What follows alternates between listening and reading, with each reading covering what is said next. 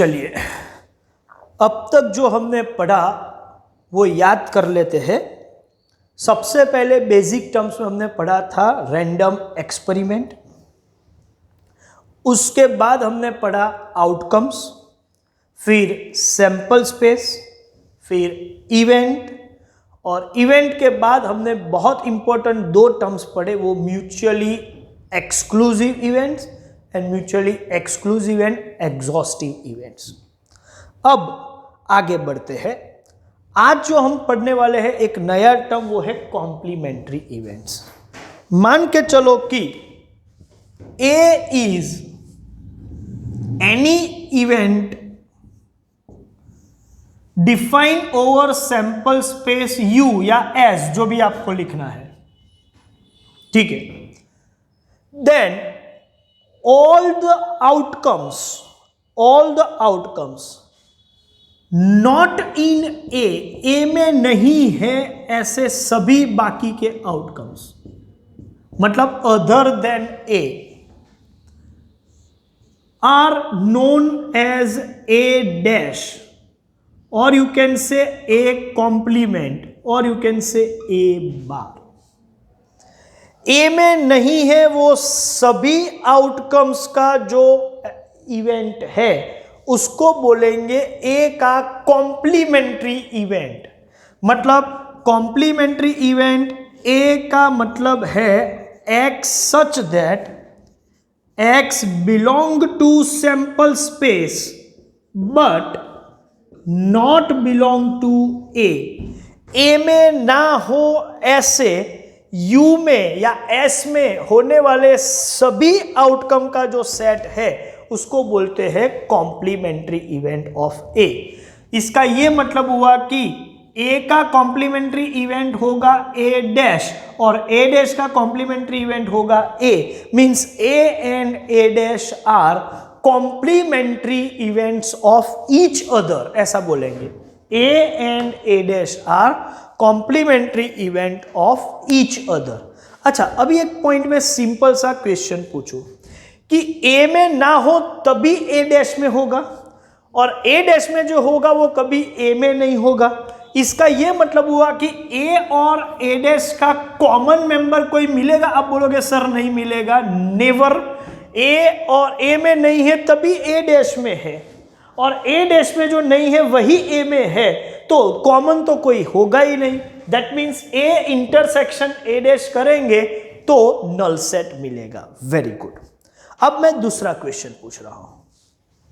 ए और A dash का union कर दे तो जो ए में नहीं है वो सब ए डैश में है, और ए डैश में नहीं है वो सब ए में है। अब दोनों को मैं एक साथ दोनों का यूनियन कर दूं तो पूरा सैंपल स्पेस कवर हो जाएगा। मतलब ए में नहीं होगा तो ए डैश में होगा, ए डैश में नहीं होगा, और दोनों को मिलाए तो पूरा सैंपल स्पेस कवर हो जाएगा।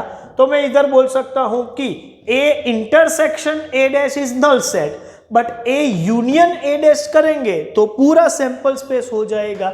इसका ये मतलब हुआ कि कॉम्प्लीमेंट्री, ये किसकी कंडीशन थी सर? ये condition mutually exclusive and exhaustive की थी।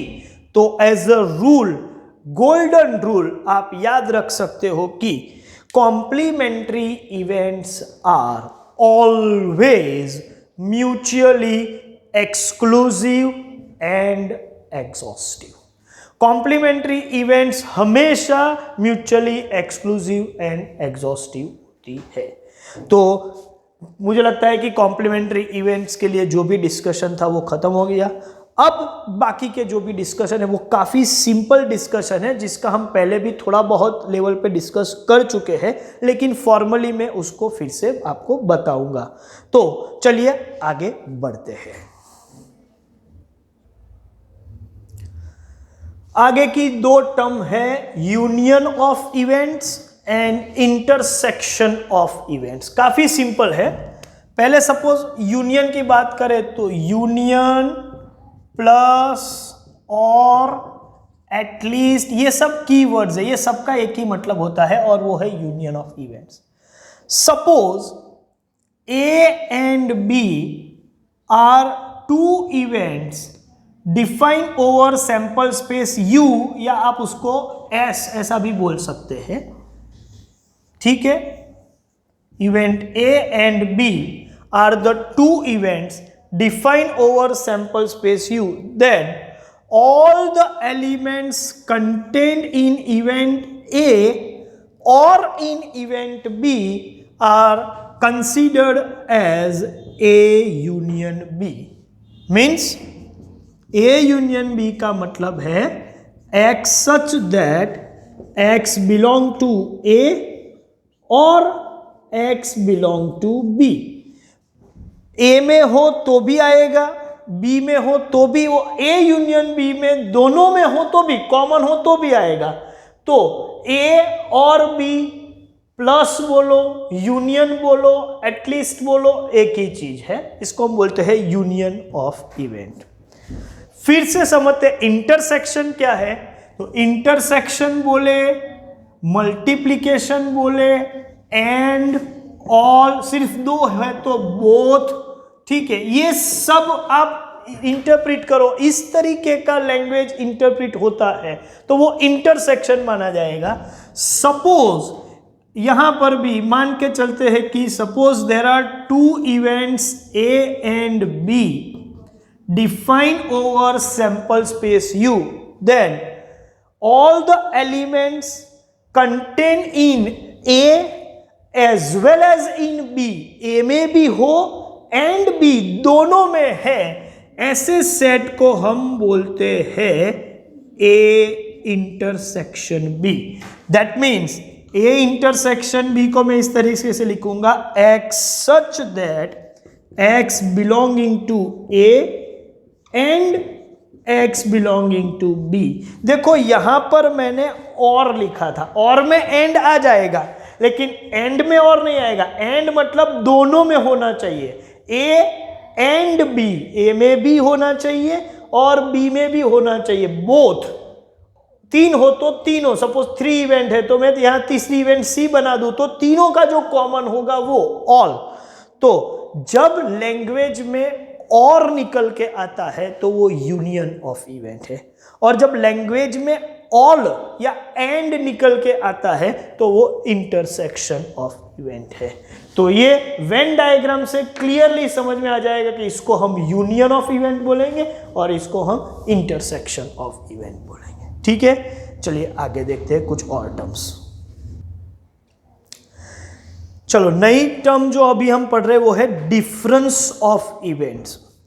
इसको भी ध्यान से समझे, हमने यूनियन और इंटरसेक्शन समझा हुआ है। डिफरेंस में क्या है, सपोज फिर से वेन डायग्राम का यूज कर रहा हूं। Two events A and B are defined over sample space U, then difference between A and B, तो दो तरीके के डिफरेंस हो सकते हैं, या तो A माइनस B होगा या तो B माइनस A होगा। A में से B को इवेंट को निकालो, या A माइनस B करो या B माइनस A करो। देखो मैं यहां पर वही फिर से लिख रहा हूं, ठीक है। तो difference of event A and B, difference of events B and A, यहां ऑर्डर चेंज करेंगे तो रिजल्ट चेंज हो। आपको पता है कि डिफरेंस में मतलब माइनस करेंगे तो ऑर्डर चेंज करेंगे तो रिजल्ट चेंज हो जाएगा, तो वही काम करेंगे। Difference of A and B is denoted by A minus B and difference of events B and A is denoted by B minus A।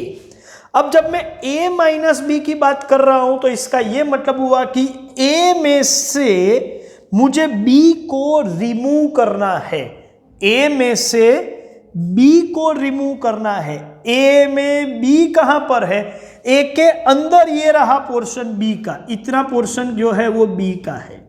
तो मुझे A में से ये B वाला पोर्शन रिमूव करना है, तो क्या बचेगा? तो आप बोलोगे सर ये पोर्शन बचेगा, सिर्फ इतना। तो इसको हम बोलते हैं A माइनस B। इसी को हम बोलते हैं a minus B. a minus B का मतलब क्या हुआ, a में से b को निकालो, रिमूव करो, b को माइनस करो। तो इसी तरीके से सपोज मुझे difference of event b and a चाहिए, मतलब b माइनस a चाहिए, तो b में से किसको रिमूव करना पड़ेगा, तो आप बोलोगे b में से a को रिमूव करना पड़ेगा। तो b के अंदर a का ये रहा पोर्शन b के साथ, तो अल्टीमेटली इसको मैं b माइनस a बोलने वाला हूं।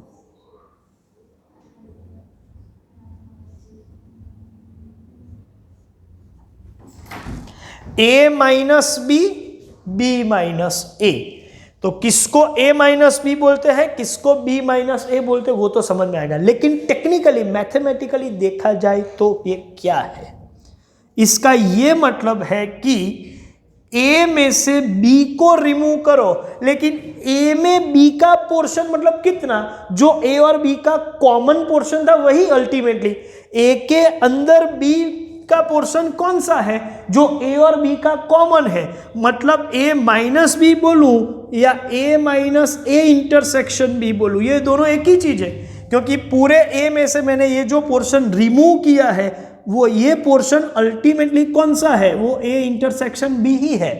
तो a में से मैं b को माइनस करूं, इसका यही मतलब होता है कि a के अंदर b है, इसका मतलब दोनों का कॉमन है वही हुआ, और दोनों का कॉमन मतलब a इंटरसेक्शन b। तो if I write a minus B और I write a minus a intersection b, ये दोनों एक ही चीज है। Same way b minus a, या फिर मैं ऐसा बोलूं कि b में से a और b का कॉमन जो है वो माइनस करो, तो वही चीज हुई, क्योंकि b में से a वाला पोर्शन जो मैं रिमूव करूंगा, लेकिन b के अंदर जो a का पोर्शन है वो, तो b के अंदर a का पोर्शन मतलब b और a का कॉमन पोर्शन, और कॉमन पोर्शन मतलब a इंटरसेक्शन b, तो अल्टीमेटली मैं b में से a intersection b he remove कर रहा हूं। तो a माइनस b बोलो या a minus a intersection b बोलो, एक ही चीज है। ऐसे ही b माइनस a बोलो या b minus a intersection b बोलो, एक ही चीज है। अभी थोड़ा आगे ले जाते हैं, इसको और तरीके से समझते हैं। मान लो कि a में से आपने b माइनस कर दिया, तो अल्टीमेटली हुआ क्या, अल्टीमेटली यही हुआ कि इसको हम बोलेंगे a और b डैश का कॉमन एरिया। a में हो ऐसा एरिया जिसमें b ना हो, a एंड नॉट b, मैंने बोला इंटरसेक्शन के लिए आप एंड याद रखो और b डैश के लिए नॉट b बोलो। तो a एंड नॉट b मतलब a तो चाहिए मुझे, लेकिन ऐसा a चाहिए जिसमें b ना हो, मतलब थोड़ा भी कॉमन पोर्शन ना हो।